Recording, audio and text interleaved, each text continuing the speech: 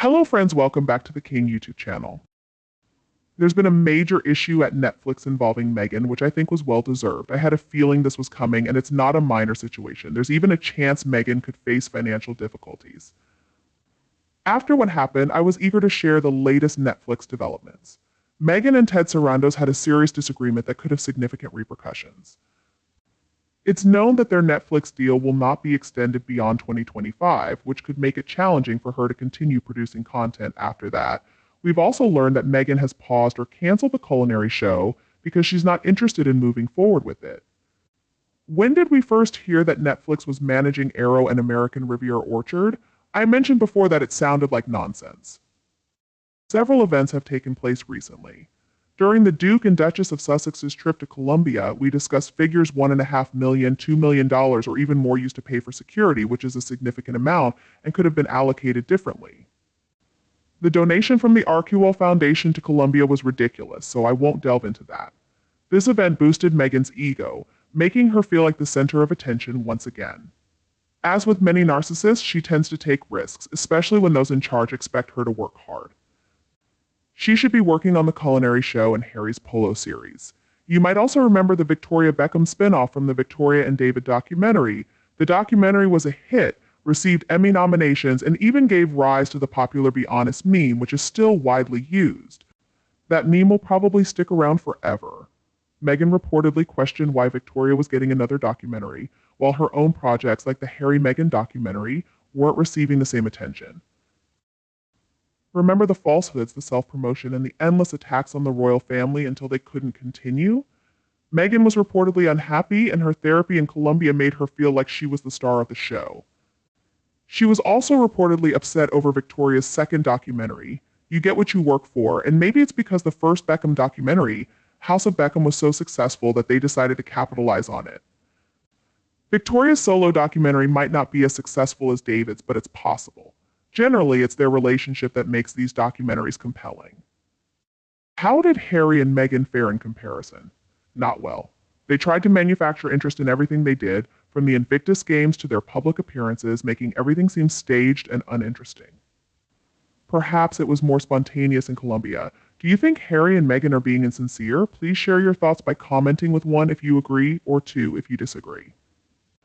Although they were treated like royalty in Nigeria, many Nigerians were upset with Meghan's claim of being 43% Nigerian, which likely had an impact in Colombia. Many joke that Harry was one of their biggest clients.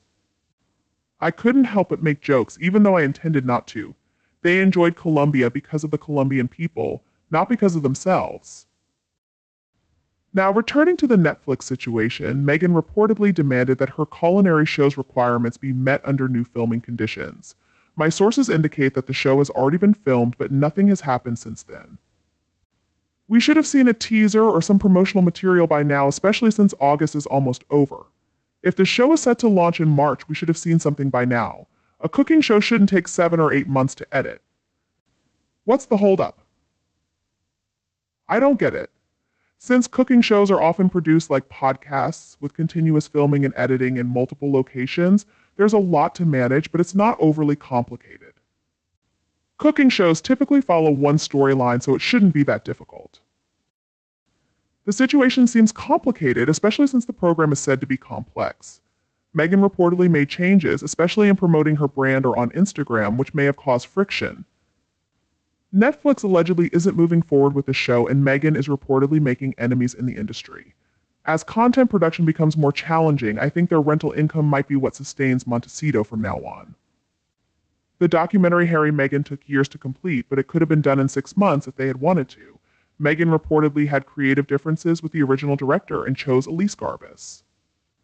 That wasn't filmed at the Montecito mansion. She had to select the location, among other things, adding unnecessary details that weren't part of the original plan. What's interesting about a food show is how the chef and guest interact.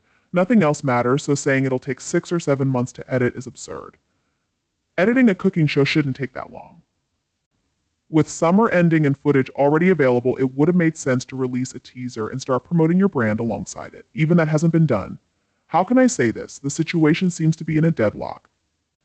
Victoria Beckham reportedly works harder than Meghan, who seems to want more before the contract expires.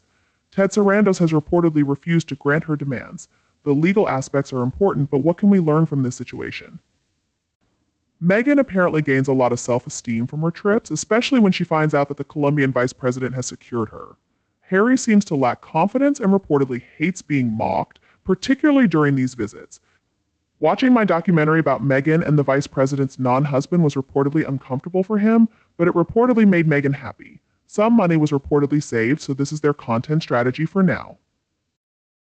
I'd be fine with a teaser or an episode if the cooking show is still moving forward. However, as I've learned, this isn't progressing, leading to tensions at Netflix and pointless arguments. Meghan doesn't always get what she wants, and I still don't understand why she thinks she's interesting to anyone other than herself. She seems to believe she's a legend in her own mind, with only one story about dish soap, which is reportedly not even true, used by her PR team to create a narrative. She reportedly wants Harry to stop looking back while she constantly brings up a school project she did 35 years ago at the age of 11. Honestly, these two are strange. They should be ashamed of going to some of the poorest countries and using resources that should be used to feed and shelter the poor. Moreover, the politicians who spend all this money should be the ones feeling ashamed. But that's populism for you giving the people entertainment and some bread, as the Romans used to say. While the politicians use this to justify spending money in ways they otherwise couldn't, the Beckhams have never trashed anyone. Their documentary was entertaining, interesting, and genuine. The Sussexes, on the other hand, spent their time complaining and attacking others. It was a great documentary showing integrity, hard work, and perseverance. Meanwhile, Meghan is reportedly too much of a control freak to listen to producers, directors, or anyone offering her advice. What they did was appalling, airing all of Harry's family issues for millions of dollars. It's disgraceful. His excuse was that they needed the money. I hope Harry wakes up one day and realizes the mistakes he's made. His family isn't perfect, but Harry is such a hypocrite. He's okay with airing his family's dirty laundry as long as it doesn't involve him or his wife. I think Meghan's behavior over the past few years has ruined her chances of being successful without Harry. Even with him, they seem isolated in their marriage, both alone, absorbed in their own issues. He's fixated on his grievances and self-pity, while she's reportedly a self-centered narcissist using him until something better comes along. It's still surprising that they haven't thought to retreat into private life after all the ridicule they face because of their actions. There are even YouTube channels that cater to them. I stumbled across one by accident, and it was truly cringeworthy. Just as there are podcasters who have devoted entire channels to Harry and Meghan, profiting off their antics, one might think that she's earned her place by now.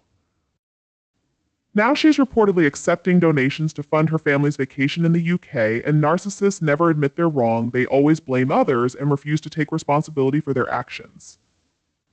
Netflix made a foolish decision by partnering with this equally greedy couple.